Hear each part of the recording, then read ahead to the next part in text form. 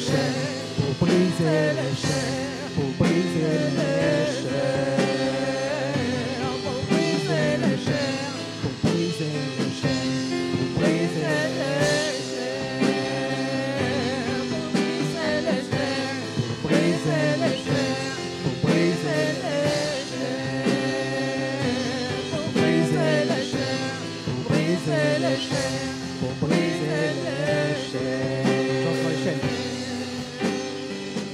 J'entends les chaînes tomber. J'entends les chaînes tomber. J'entends les chaînes tomber. J'entends les chaînes tomber. Il y a puissance dans le nom de Jésus. Il y a puissance dans le nom de Jésus. Il y a la puissance dans le nom de Jésus. Pour briser les chaînes, pour briser les chaînes, pour briser les chaînes. Pour briser les chaînes, pour briser les chaînes, pour briser les chaînes. Briser les chaînes, briser les chaînes, pour briser les chaînes. Amen, gloire au Seigneur. Et pour terminer, on va chanter Bénis l'Éternel, ô mon âme.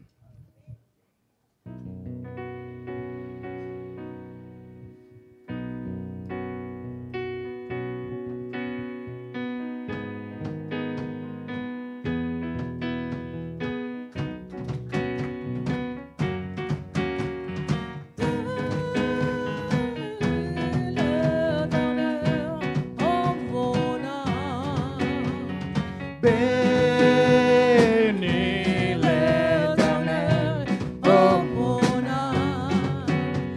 Je loue sur la montagne et dans la vallée. Quand je suis confiant, aucune déviance à trouver. Je loue quand je suis fort, seul dans le combat. Ma louange est ta fleur, chanson l'ennemi. Tant que je vivrai, tout en moi chantera. Bénis l'Éternel, ô mon âme. Bénis l'Éternel, ô mon âme. Je lève ma voix, mon Dieu est vivant, rien n'arrêtera ma louange. Je lève ma voix, mon Dieu est vivant, rien n'arrêtera ma louange. Bénis l'Éternel, ô mon âme. Bénis l'Éternel, ô mon âme. Je louerai peu importe ce que tu demandes. Je louerai quand je serai et tu restes en contrôle. Ma louange est une âme plus qu'un simple chant. Ma louange est le cri qui détruit Jéricho. Tant que je vivrai, tout en moi chantera. Bénis l'Éternel, ô mon âme. Bénis l'Éternel, ô mon âme. Je lève ma voix, mon Dieu est vivant, rien n'arrêtera ma louange. Je lève ma voix, mon Dieu est vivant, rien n'arrêtera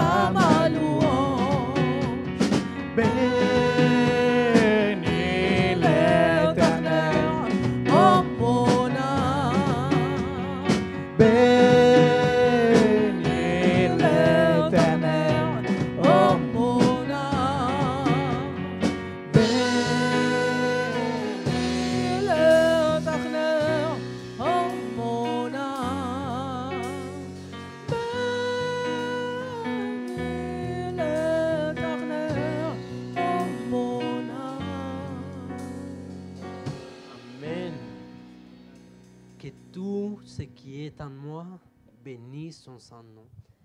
C'est quoi qui doit bénir son saint nom? Tout ce qui est en moi. Tous les domaines de ma vie, chaque pensée de ma vie, chaque projet de ma vie, chaque chose de ma vie doit adorer le Seigneur. Amen. C'est facile à le dire. L'adoration, c'est 7 jours sur 7. Parce que ce serait très peu d'offrir le Seigneur. Même si on venait à l'église tous les jours, ce serait trop peu. Pour le Seigneur, il mérite vraiment tout de nous. Amen. Maintenant, on va prier pour les besoins. Je ne sais pas si quelqu'un veut exposer un besoin. Parce que je sais qu'on a pas mal. En ce moment, on va prier. On va prier avec foi. Et vous savez, même, on va demander au Seigneur qu'il nous aide. Parce que parfois, on n'arrive pas à croire complètement à ce qu'il nous a dit. Vous savez, la dernière fois, j'étais au travail. On m'a demandé pour un produit. Et moi, j'ai répondu, non, je ne l'ai pas. Je ne sais pas. Et finalement, je l'avais. Il a toujours été là. Mais ce n'est pas qu'il n'existait pas. C'est que moi, je n'en avais pas connaissance. Parfois, on oublie les promesses de Dieu. Et elles sont toujours là. En ce moment, on va prier. On va prier pour les besoins. On va prier pour nos amis. On va tous ensemble demander au Seigneur d'agir. Mais demandons avec confiance. Parce qu'on a un Dieu réel. Ce n'est pas un Dieu qui habite loin de nous. Notre Dieu, il est là. On peut le sentir. On peut voir sa gloire. Ce n'est pas pour les autres, c'est pour nous. Parce que tu es les favoris de Dieu. Oui, tu es les favoris. Et quelqu'un peut se demander, mais on est tous les favoris? Oui. Parce que sa faveur repose sur nous. Sa grâce repose sur nous. Donc tu peux croire qu'il va te répondre avec amour, avec joie. Ce n'est pas comme si au pasteur il répond avec joie parce que c'est le pasteur avec nous. Tant pis, non. Dieu il n'est pas comme ça. Dieu il écoute avec amour parce que ta voix, c'est une mélodie pour lui. Parce que c'est lui qui l'a fait. Nous sommes son ouvrage. Nous sommes son œuvre d'art. Il n'abandonne pas ce qu'il a créé. Amen. On va prier au nom du Seigneur Jésus. Seigneur Jésus, Roi éternel, merci car tu es bon et miséricordieux. Merci car tu es fidèle, Seigneur Jésus. Aujourd'hui, on met en traitement chacun de nos besoins. Tu connais les besoins, Seigneur, de nos amis. Tu connais les problèmes qui arrivent, Seigneur Jésus, qui viennent nous angoisser. Mais aujourd'hui, Père Céleste, on met en traitement ces vies. S'il te plaît, réponds d'après ta volonté, Seigneur, et remplis-les de toi surtout. Remplis leur vie, Seigneur, de ta présence, Seigneur, qu'ils puissent te connaître davantage, qu'ils puissent voir ta gloire, qu'ils puissent éprouver par eux-mêmes qui tu es, Seigneur Jésus. Et aujourd'hui, on met en traitement nos foi, non seulement nos problèmes, mais nos foi, parce que parfois on a du mal à croire, Seigneur. Aide-nous à croire dans ce que tu vas faire, Seigneur. Aide-nous à croire que tu nous aimes, que tu nous as donné des promesses, Seigneur, et qu'elles sont pour nous, qu'elles sont aujourd'hui, qu'elles sont là, Seigneur Jésus. Aide-nous à croire car tu veux les faire, Seigneur Jésus, mais il suffit qu'on y croie, Seigneur. Aide-nous à avoir ta paix, ta joie au milieu des circonstances pour continuer à marcher, Père Céleste. Tu es fidèle. Tu es bon et miséricordieux, Seigneur Jésus-Christ. Alléluia, Seigneur. Viens nous abriter aujourd'hui. Parce que parfois, ce n'est pas facile pour nous. Parce que parfois, la route, Seigneur, elle devient désertique ou parfois trop froide, Seigneur Jésus. Viens nous abriter aujourd'hui, Seigneur. On a besoin de toi, de sentir ton câlin, de sentir ton appui. On ne peut pas marcher tout seul, Seigneur. Et si parfois on s'égare, si parfois on oublie tes promesses, aide-nous, Seigneur, à revenir vers toi. Si parfois on oublie notre identité, aide-nous à nous rappeler de qui nous sommes en toi. Parce que toi, tu es fidèle, Seigneur. Toi, tu ne changes pas. C'est nos sentiments qui changent. C'est nos pensées qui changent. Mais toi, tu restes. Seigneur. Aide-nous aujourd'hui à revenir à la source de ta volonté. À revenir, Seigneur, à notre identité. À croire, Seigneur, à tout ce que tu nous as promis, Seigneur. Tu es fidèle et tu es bon, Seigneur Jésus.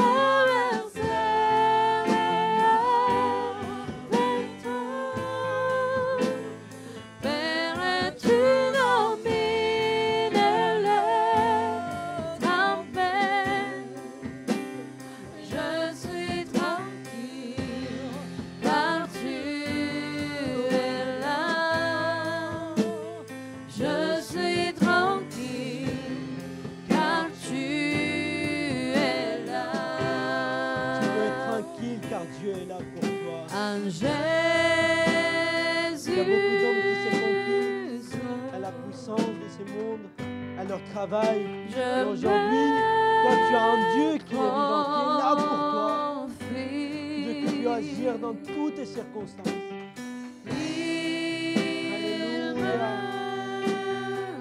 Parfois, les miracles les plus grands, ce n'est pas la solution, mais c'est sa paix au milieu des Force, circonstances. calme, puissant, en Jésus, en Jésus seul. Je me confie.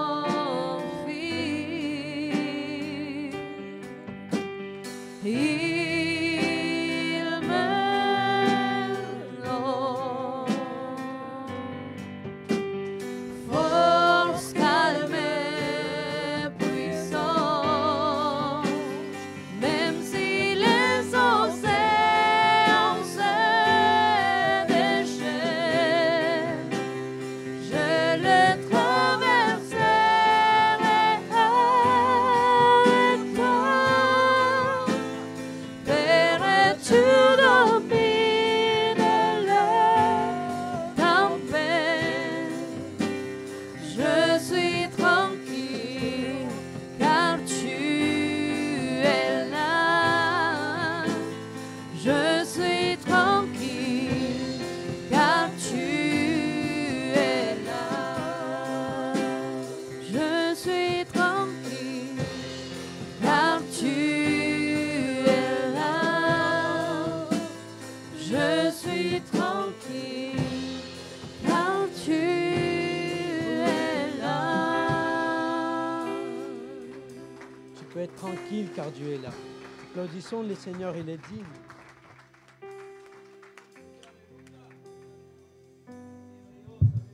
En ce moment, je vais inviter notre frère Fabien et notre sœur Sarah qu'ils passent. On va ramasser notre offrande. On rappelle à nos amis que cette offrande elle est volontaire. Vous n'êtes pas invités ici pour cela. Vous pouvez vous asseoir. Vous n'êtes pas invités ici pour cela. Nous, l'Église de Dieu, on les fait parce qu'on sait le propos, les buts pour lesquels on les fait. Mais vous, mes amis, vous êtes invités ici pour recevoir un cadeau de la part du Seigneur. Amen. L'Église, on est bien d'accord qu'on est invité. On a invité nos amis. Pourquoi? Pour leur donner un cadeau. C'est lequel? La parole de Dieu. Amen. Donc vous pouvez y aller. Vous pouvez aller. Attendant les annonces demain, à 10h les cultes. Mercredi, 18h30. Les cultes, 19h, désolé. Et les cultes des jeunes, le deuxième culte des jeunes de ce mois-ci, ce sera les 25, samedi 25. Vous êtes tous invités. Aujourd'hui aussi, c'est un culte des jeunes. Combien sont jeunes ici? Dites Amen. Et les autres par la foi. Amen. Amen. Donc vous êtes tous invités. C'est quand? Les cultes des jeunes. Samedi 25 janvier. D'accord? Vous êtes tous invités à être là présents. Amen. Il y a quoi d'autre? Les cultes missionnaires d'aimants. Combien aiment la mission du Seigneur Jésus? Qu'est-ce que c'est beau la mission, n'est-ce pas? C'est par la mission que nous avons été atteints nous-mêmes. Amen. Donc, je vais inviter notre sœur Angela. C'est elle qui va nous prêcher la parole du Seigneur. On va prier pour elle, amen, pour que le Seigneur il l'utilise puissamment parce qu'elle a une grande responsabilité. Moi, j'ai déjà entendu des frères et des sœurs qui disent « Seigneur, si tu parles à une seule personne, ça suffit. » Pour moi, ça ne suffit pas parce qu'imaginons, le Seigneur, il parle au frère Carlos et moi, je reste avec la faim et la soif de la parole de Dieu. Ce n'est pas possible. Le Seigneur, il doit l'utiliser pour nous tous. Amen. Donc, on va prier pour que le Seigneur, il utilise notre sœur. Seigneur Jésus, Roi éternel, merci car tu es bon. Seigneur, merci pour la parole que tu as déjà donnée à notre sœur. On la met entre tes mains, Seigneur Jésus, pour que tu la oins, Seigneur, pour que tu la remplisses de toi, pour que tu l'utilises, Seigneur, et que nous-mêmes nous soyons disposés pour recevoir ta parole. On a besoin de t'entendre, Seigneur. Aide-nous, Seigneur, à rester concentrés, Seigneur, et attentifs à ce que tu veux faire aujourd'hui dans notre vie, Seigneur Jésus-Christ. Au nom de Jésus, Amen. Amen. Que Dieu vous bénisse, mes frères et sœurs. Vous pouvez vous asseoir, ceux qui sont debout. Je profite pour vous dire, oula, c'est un petit peu fort, pour vous dire bonne année à tous, pour ceux que je n'ai pas vus, et les meilleurs vœux, comme ils disent ici. Bon, on va lire la parole du Seigneur dans Proverbes, chapitre 16, verset 3. Proverbes, chapitre 16, verset 3.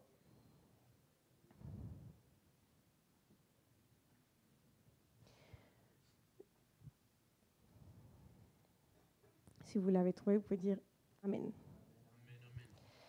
Amen. On va attendre que ça soit dans l'écran aussi. Proverbes, chapitre 16, verset 3. Amen. Bon, on va le lire. Recommande à l'Éternel tes œuvres et tes projets réussiront. Amen. C'est facile. Je pense quand même on peut le répéter ensemble. Amen. Ensemble. 1, 2, 3. Recommande à l'Éternel tes œuvres et tes projets réussiront. Une dernière fois. 1, 2, 3. Recommande à l'Éternel tes œuvres et tes projets réussiront. Et bon, je vous disais bonne année, les meilleurs vœux, comme on dit. Mais je pensais dernièrement qu'on est en 2025, on commence une nouvelle année. Et c'est vrai que quand on commence une nouvelle année, on a tendance à dire, bon, cette année, je vais faire ci, je vais faire ça, je vais accomplir ce genre de projet, je vais commencer à faire du sport, je vais commencer à mieux manger. Cette année, je vais faire vraiment le voyage de ma vie. On a tous tendance à faire ça, amen. Et on appelle même les résolutions de l'année. Parce que cette année, je commence vraiment à faire ça. Et c'est vrai que c'est important d'avoir des projets. On le voit dans la parole de Dieu. Si nous recommandons à l'Éternel nos œuvres, les projets réussiront. Ça veut dire que le Seigneur, il dit, ayez des projets. Amen. Donc, c'est très important d'avoir une vision claire de ce que nous faisons et de ce que nous voulons faire. Ça, c'est important dans notre vie. Mais, comme dit le verset, le plus important, c'est de mettre tout ce que nous faisons et tous nos projets entre les mains de Dieu. Et je pense que, bon, j'aimerais bien diviser les projets en deux types de projets. Les projets de notre vie quotidienne et les projets de notre vie chrétienne. Amen. Donc, on va voir les deux, parce que c'est important, les deux, je pense. Et nous nous plaçons des objectifs toujours, comme je disais, donc, dans la vie, on va finir les études, je vais avoir un bon travail, je vais faire un voyage, je vais me marier, je vais avoir des enfants. Tout ça, c'est des projets et plein d'autres choses. Mais le plus important, comme je disais, ce n'est pas d'avoir un projet ou des projets. Et même si c'est important, c'est de le mettre entre les mains du Seigneur. Et parfois, on peut se demander, moi je suis une personne très curieuse, mais pourquoi c'est important de mettre un projet qui est de ma vie, on va dire, privée, ma vie quotidienne, entre les mains de Dieu? Et la réponse est simple. C'est parce qu'il connaît mieux que nous, tout simplement. Lui, il connaît le futur, il connaît tout ce qui va se passer, il connaît mieux même nos pensées et nos vies que nous. Donc, le plus important, c'est de dire à la personne qui a fait tout, qui connaît tout, aide-moi. Amen. Parfois, les enfants, ils ne savent pas faire quelque chose, ils n'arrivent pas et ils vont dire à leurs parents, « Maman, papa, aide-moi parce que je n'arrive pas. » Parce que le papa ou la maman, il sait mieux que lui. Donc, c'est pareil pour nous. Nous allons lire dans Ésaïe 40.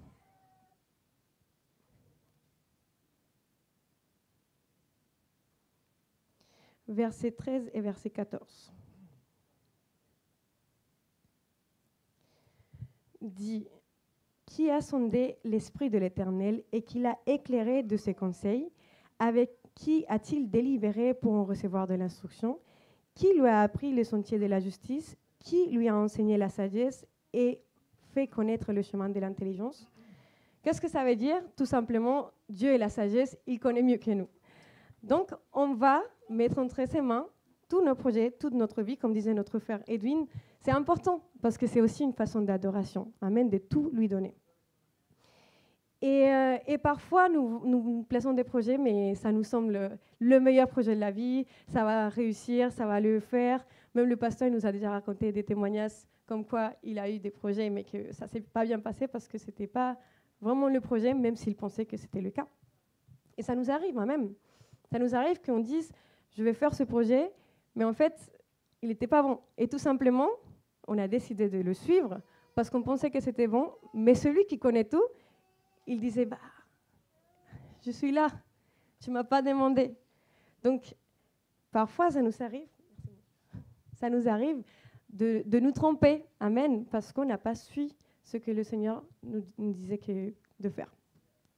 Jacques 4, versets 13 au 15 dit, « À vous maintenant qui dites, aujourd'hui ou demain, nous irons dans telle ville, nous y passerons une année, nous trafiquerons et nous gagnerons.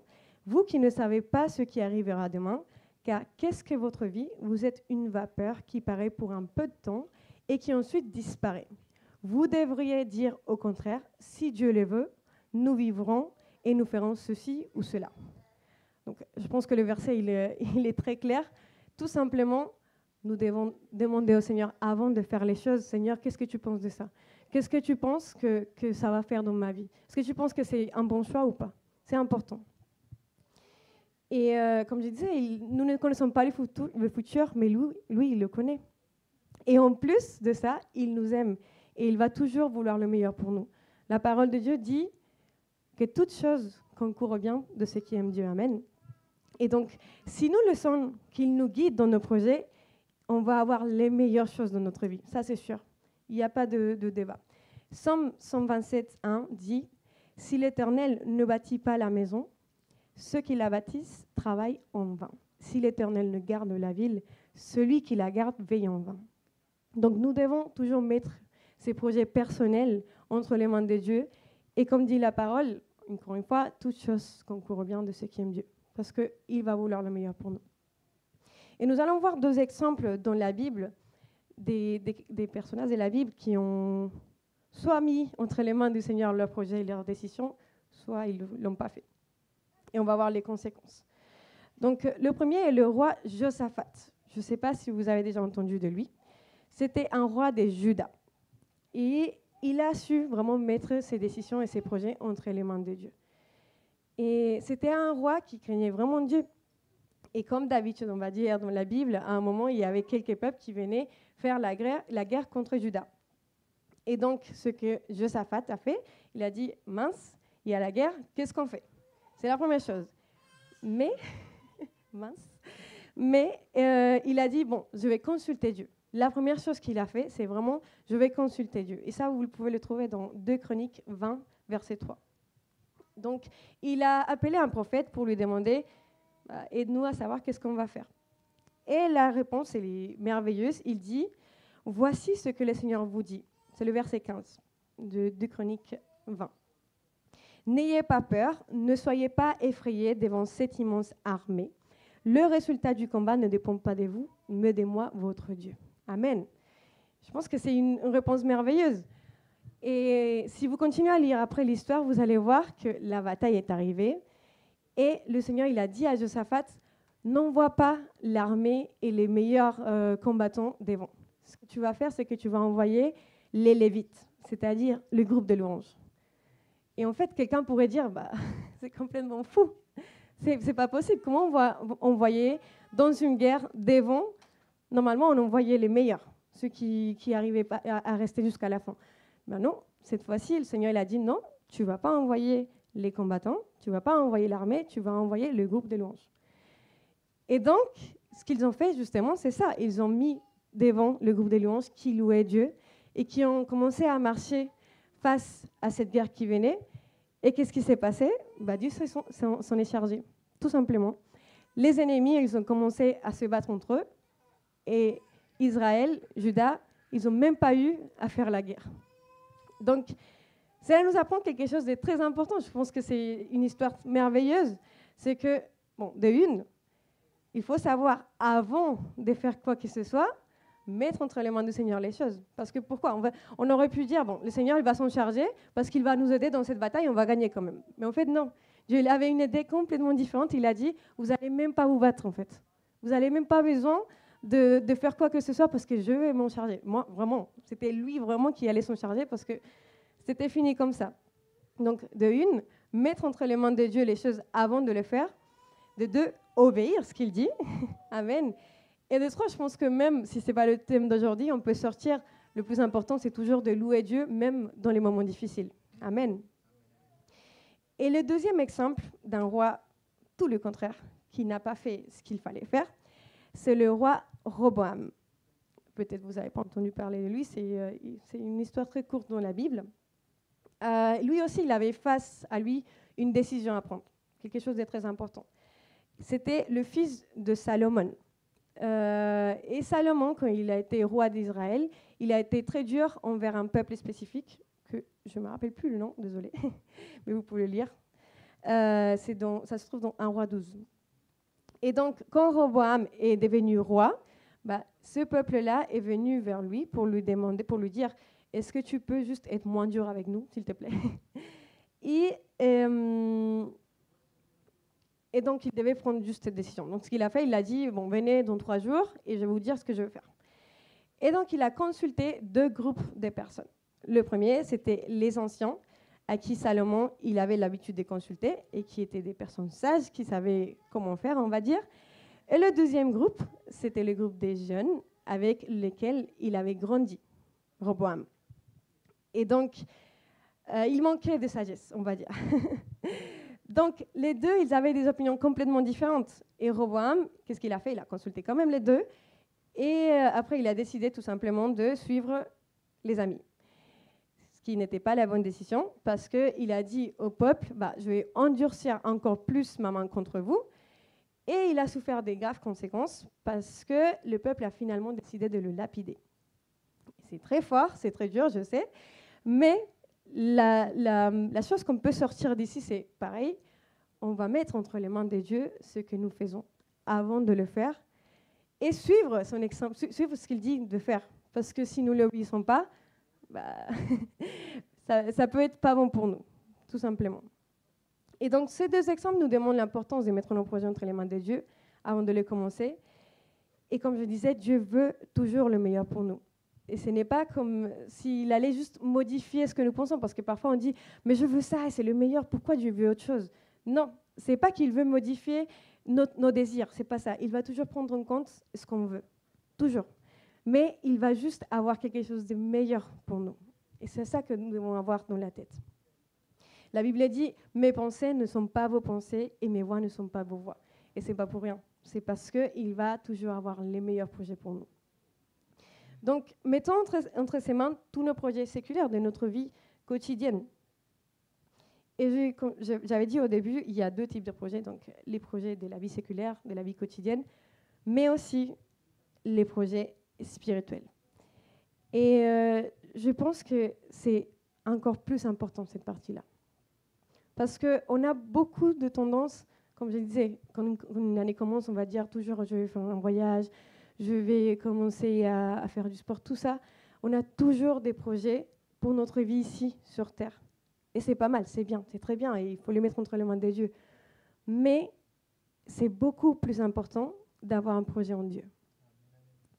Et dernièrement, je me posais beaucoup cette question. Je me disais, bon, c'est vrai que cette année, je me suis dit, bon, je vais faire un voyage, je vais faire telle ou telle chose. Mais quel est mon projet en Dieu? Quel est mon projet en Dieu? C'est important de se poser la question. Et se dire, est-ce que nous avons des objectifs dans notre vie chrétienne? Est-ce que nous avons des projets en Dieu? Et je pense que ces projets-là qu'on se fait par soi-même dans notre vie spirituelle sont très liés aussi avec le projet que Dieu a pour nous. Et certes, nous sommes passagers sur cette terre. Et encore une fois, les projets de la vie, c'est bien.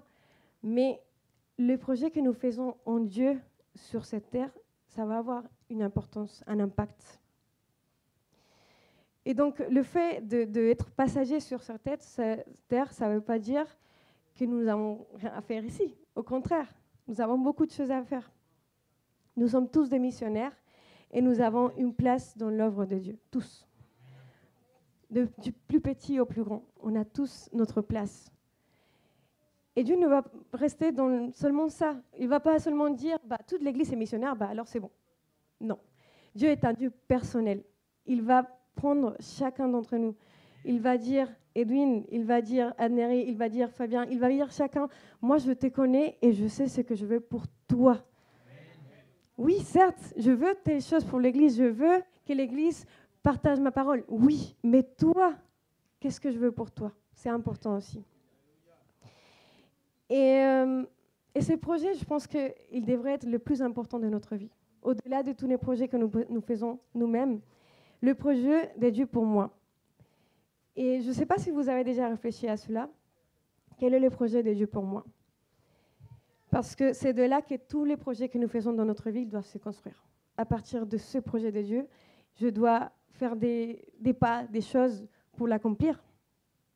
Et je pense que ça vaut le coup de demander à Dieu, Amen, de lui dire, Seigneur, peut-être je fais beaucoup de projets ici sur Terre, peut-être que je connais beaucoup de choses, je fais des choses, peut-être que je commence à servir ici, peut-être que je suis à l'ordinateur, de la musique, à l'accueil, mais qu'est-ce que tu veux pour moi, Seigneur?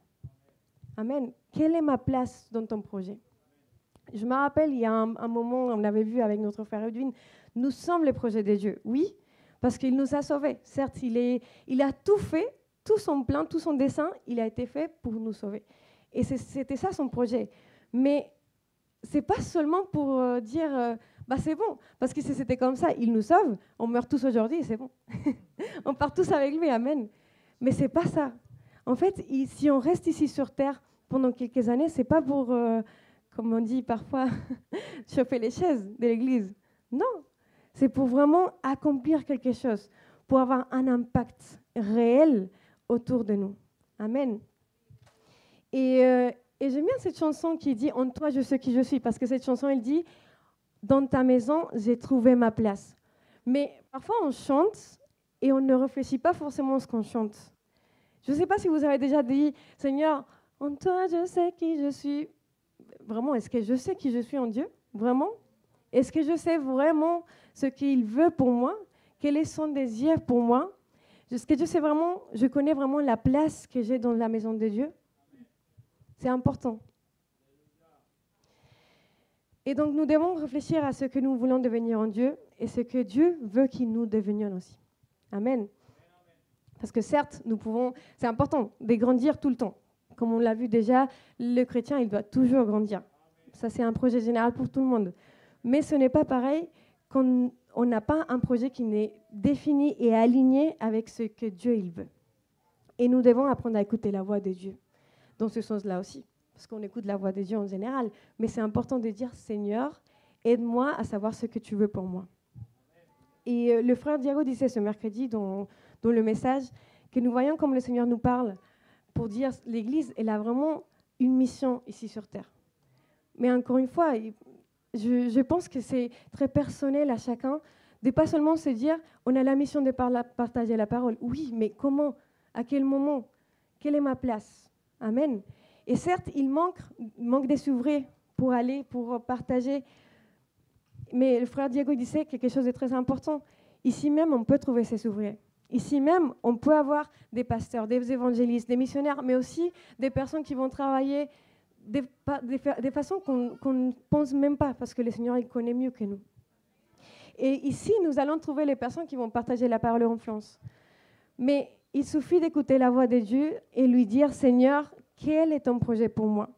Pourquoi tu m'as amené en France? Je pense que la majorité d'entre nous, nous sommes venus en France, nous ne sommes pas nés ici forcément, ou quelqu'un nous a amenés, ou je ne sais pas. Mais Dieu, il ne fait pas des coïncidences. Il n'y a pas juste quelque chose qui s'est dit, bon, oups, pas du tout. En fait, il va vraiment avoir un projet pour nous et il suffit de lui demander, Seigneur, mais pourquoi? Pourquoi tu m'as amené ici? Quel est le projet que tu as pour moi ici? Pourquoi même ici à Paris? Pourquoi pas dans une autre ville? C'est quoi le projet que tu as pour moi? Montre-moi ce que tu veux faire avec moi, ce que je dois accomplir en toi. Et donc, nous allons voir aussi, comme tout à l'heure, 2 exemples, aussi de rois d'Israël, qui sont un peu plus connus que les autres de tout à l'heure. Donc, le premier est le roi Saul. C'était le premier roi d'Israël. Et je pense qu'on le connaît tous un peu pour les choses mauvaises qu'il a fait, on va dire. On dit toujours, bon, c'était un mauvais roi, il avait cet esprit mauvais qui le poursuivait, il a pas obéi Dieu, il a fait le mal, etc., etc., etc. On sait tous qu'il a fait des choses mauvaises, amen. Mais je ne sais pas si vous vous êtes arrêté à vous demander, mais alors, s'il était aussi mauvais, pourquoi Dieu l'a choisi? Amen. Pourquoi diriger un peuple si tu ne sais pas le faire, en fait? Mais en fait, la réponse est très simple. C'est pas qu'il ne pouvait pas le faire. C'était pas qu'il n'était pas sage. C'était pas que c'était pas la bonne personne. Au contraire, si Dieu l'a choisi, si Dieu l'a élu, c'est parce qu'il savait qu'il était capable de le faire. C'est parce qu'il savait qu'il allait faire quelque chose avec lui si lui, il le sait faire, Dieu. Et donc, on dit, bon, c'est quoi alors le problème? Le problème, c'est pas qu'il a été choisi. Le problème, c'était pas qu'il n'était pas bon. Parce que on peut le lire dans la Bible, personne n'est bon. En fait, c'est Dieu qui nous donne les capacités et tout ce dont nous avons besoin. Et donc, c'était quoi le problème? Le problème, c'est que lui, il a décidé de faire les choses comme il voulait, tout simplement. Il a décidé de suivre ses propres voies, ses propres pensées, ses propres décisions. Il a décidé de ne pas suivre ce que Dieu a dit. Il a décidé de désobéir. Mais lui, il a décidé. Ce n'était pas Dieu qui a dit, bon, je vais mettre seul dans la Bible, je vais mettre seul en tant que roi d'Israël, pour exemple, pour tous, même si c'est le cas. Mais ce n'était pas que pour ça. S'il l'avait choisi, c'était parce qu'il était la bonne personne pour ce travail. Et donc, il a juste pris les mauvaises décisions, mais il a choisi de le faire, de mal faire. Et qu'est-ce qui s'est passé? Et j'aimerais qu'on lise un verset qui m'a beaucoup touchée, qui m'a vraiment interpellée, qui se trouve dans 1 Samuel, chapitre 15. On va lire 2 versets. Tout d'abord, le verset 10 et ensuite le verset 28. Donc, le roi Saül, il avait décidé de faire les mauvais choix, de désobéir Dieu. Et donc, Dieu, il a dit, dans le verset 10, l'Éternel adressa la parole à Samuel et lui dit, « Je me réponds d'avoir établi Saül pour roi, car il se détourne de moi et il n'observe point mes paroles. » Samuel fut irrité et il cria à l'Éternel toute la nuit. C'est dur, hein? Il se répond d'avoir établi Saül. Et le verset 28, je pense que c'est encore quelque chose qui doit nous interpeller. Il a dit, Dieu il a envoyé Samuel pour parler avec Saül. Et Samuel lui dit, « L'Éternel déchire aujourd'hui de dessus de toi la royauté d'Israël, et il l'a donnée à un autre qui est meilleur que toi. » Je pense que c'est vraiment dur. Il a choisi quelqu'un d'autre qui est meilleur que toi. Et encore une fois, au début, il n'y avait pas de meilleur que Saül, parce que Dieu l'avait choisi lui, pas un autre. Mais Saül, il a décidé d'être le pire, d'être pas bon, de prendre les mauvaises décisions. Et Dieu, il a dit, alors, j'ai choisi un autre. Et je pense que ça ne doit pas nous arriver. Parce que Dieu, il nous a choisi chacun d'entre nous. Encore une fois, il est personnel, il a un projet spécifique pour chacun d'entre nous. Il m'a choisi moi, il t'a choisi toi. Mais il peut aussi choisir quelqu'un d'autre pour le projet qu'il a pour toi. Et nous ne pouvons pas laisser qu'il fasse ça. Enfin, s'il a décidé de nous utiliser, nous, pourquoi pas le laisser nous utiliser? Amen. Et nous pouvons justement voir le roi qui l'a suivi, David. C'était un homme qui aimait Dieu de tout son cœur, qui le louait tous les jours, qui même s'il était le plus petit de sa maison, il a décidé de donner tout à Dieu. Amen. Et Dieu avait aussi un plan pour lui. Il a choisi aussi en tant que roi. Et le plus important, c'est que lui, il s'est laissé guider par Dieu. Et oui, il n'était pas parfait. Il a commis des péchés, on le voit dans la Bible. Mais personne n'est parfait. Mais tout simplement, si nous nous laissons entre les mains de Dieu et nous continuons ce projet que Dieu a pour nous, nous pouvons devenir des grands hommes, des grandes femmes en Dieu. Amen. Et vous voyez l'image que Dieu il avait en lui. C'était l'homme selon le cœur de Dieu. C'est beau de trouver ça, l'homme selon le cœur de Dieu. Nous pouvons aussi être des femmes et des hommes selon le cœur de Dieu si nous nous laissons guider par lui dans ses projets. Amen. Si nous avons écouter sa voix, obéir sa voix, vraiment apprendre à suivre le projet qu'il a pour nous. Et c'est là que je voulais arriver. Le projet de Dieu, il doit être le projet le plus important de notre vie. Il doit être le projet de ma vie. Le plus important. Il n'y a pas d'autre projet qui soit aussi important que celui-ci. Et je dois demander à Dieu, Seigneur, c'est quoi ton projet pour moi? C'est quoi ma place? Qu'est-ce que tu veux que je fasse? Et nous devons aussi chercher à l'attendre. Parce que ce n'est pas seulement, Seigneur, il a dit, en fait, toi, tu vas être pasteur. Ok, je reste là, j'attends que quelqu'un m'appelle. Non, ce n'est pas comme ça. Tu dois aussi chercher, faire des pas à pas comme les bébés.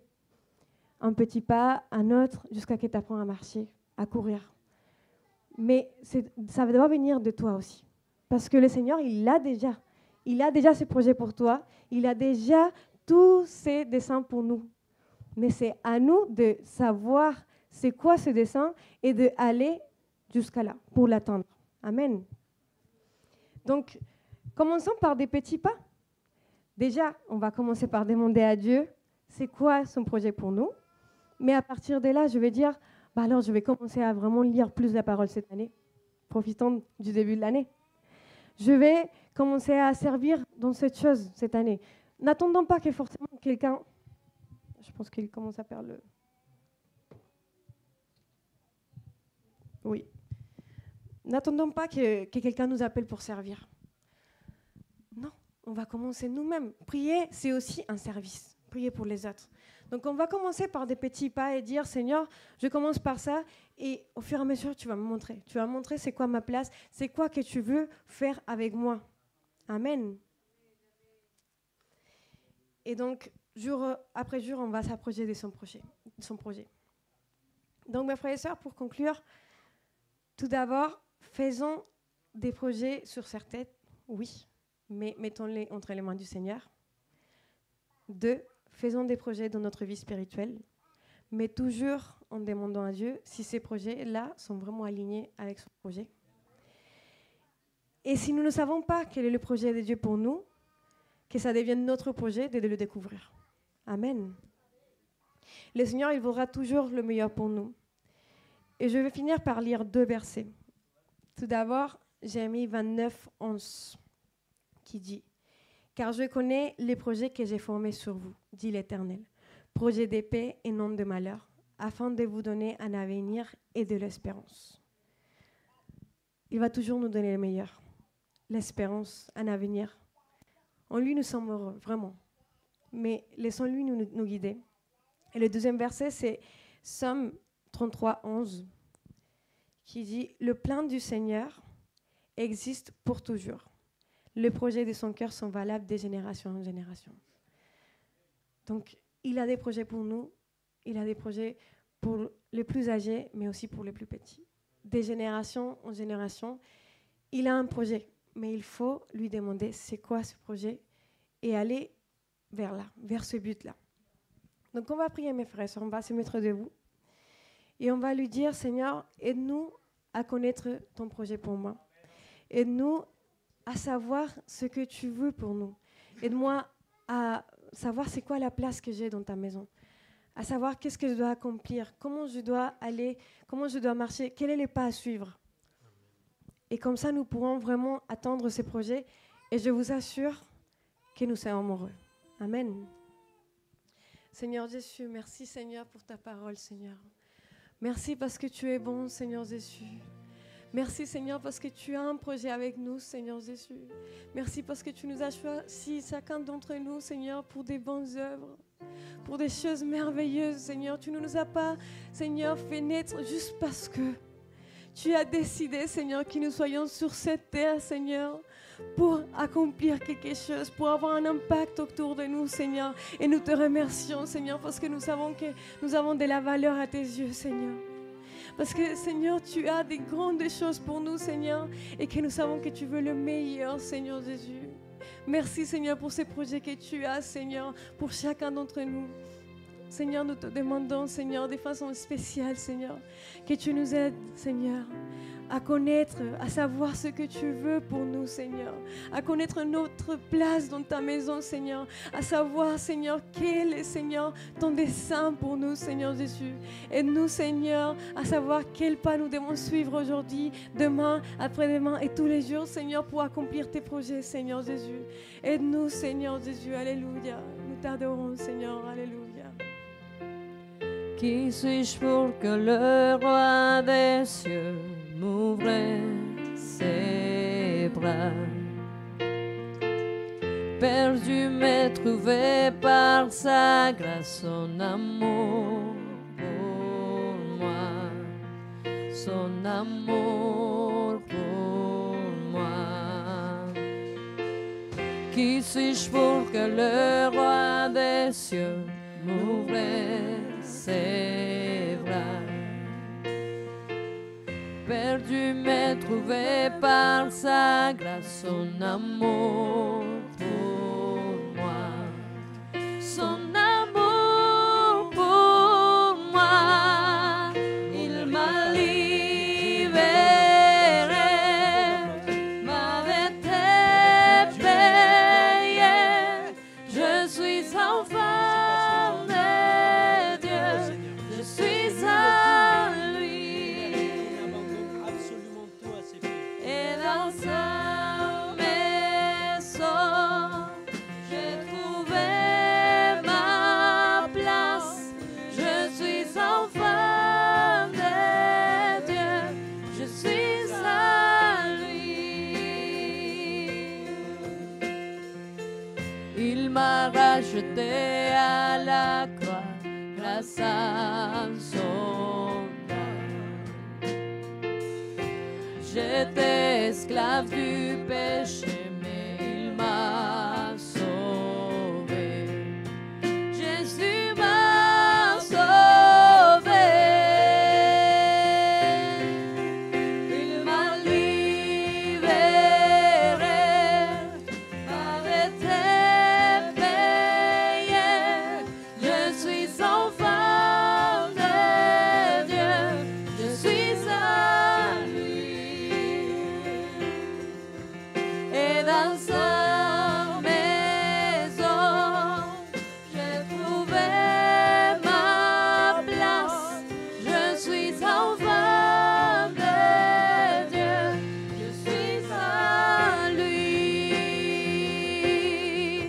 Je suis choisi et affranchi. En toi, je sais qui je suis. Tu es pour moi, pas contre moi. En toi, je sais qui je suis. Je suis choisi et affranchi. En toi, je sais qui je suis. Tu es pour moi, pas contre moi. En toi, je sais qui je suis. Oh, en toi, je sais qui je suis. Oh, en toi, je sais qui je suis. Il m'a libéré, m'avait été payé. Je suis enfant de Dieu, je suis à lui. Et dans sa maison, j'ai trouvé ma place. Je suis enfant de Dieu, je suis à lui. Amen. Gloire au Seigneur Jésus. Amen. Quelle est belle la parole du Seigneur Jésus-Christ. Amen. Et il faut que nous demeurions dans la vision que le Seigneur il veut pour nous. Notre sœur elle nous parlait du fait d'essayer de découvrir la volonté du Seigneur dans notre vie. Et si le Seigneur il vous l'a déjà donné peut-être. Mais on est têtu parfois. Une fois j'ai dit Seigneur, donne-moi ta vision s'il te plaît. Et il m'a parlé. Mais pour ma surprise, mais j'ai dit Seigneur, ça tu me l'as déjà dit. Il m'a dit ah bah oui, je te l'avais déjà dit. Mais ce n'est pas seulement que moi je te dise ma volonté, mais que toi tu demeures dans ma volonté. Amen. Donc on va demeurer dans la volonté du Seigneur. Et si on construit des projets entre ses mains, on aura des résultats différents. Peut-être on a peur par ce qu'on a vu dans notre passé, par ce qu'on a vu que nos familles ont construit, ça peut arriver. Mais nous, si nous bâtissons sur les rochers, on aura des résultats différents. Mais bâtissons sur les rochers. Sinon, après, venons pas nous plaindre. Mais bâtissons sur les rochers. On va prier, on va remercier le Seigneur Jésus pour ces moments, pour avoir utilisé notre sœur Angie. Combien ont reçu la parole du Seigneur? Amen. On va bâtir sur les rochers inébranlables. On va voir qu'à la fin de cette année, on va être fiers. Parce que les projets entre la main de Dieu, ça se multiplie. Ce sont des choses, on est surpris, on regarde en arrière, on dit Seigneur, moi j'avais même pas planifié comme ça et tu m'as béni davantage. Parce que c'est ce que le Seigneur, il a préparé pour ceux qui les craignent, pour ceux qui l'aiment et surtout pour ceux qui l'obéissent. Amen. Prions au nom de Jésus et après on peut dire bonjour à nos frères et à nos sœurs et amis. Amen. Seigneur Jésus, merci car tu nous as parlé, Père Céleste. Aide-nous à garder ta parole et surtout à la mettre en pratique, Seigneur. Aide-nous, Seigneur, à chaque jour avoir des oreilles sensibles, Seigneur, à ta voix pour comprendre ta volonté dans notre vie. Ce n'est pas toi qui viens travailler pour nos projets, c'est nous qui travaillons pour ta volonté, Seigneur. Et on met entre tes mains nos projets, nos désirs, pour que tu accomplisses selon ta volonté ou que tu accomplisses pas ce que tu veux pas, mais on veut être dans ta volonté, Seigneur. Parce que ce n'est que comme ça qu'on atteindra, Seigneur, vraiment les propos de notre vie. On sera accompli et joyeux en toi, Seigneur Jésus. Merci pour ce moment. Permets-nous de rentrer avec du bien, Seigneur, à la maison. Au nom de Jésus, Amen. Que le Seigneur vous bénisse. On vous attend demain à quelle heure? Qui dit à 10h? On vous attend à 9h30 pour prier. D'accord? Le culte, il est à 10h, mais on vous attend à 9h30 pour prier. Amen. Que le Seigneur vous bénisse.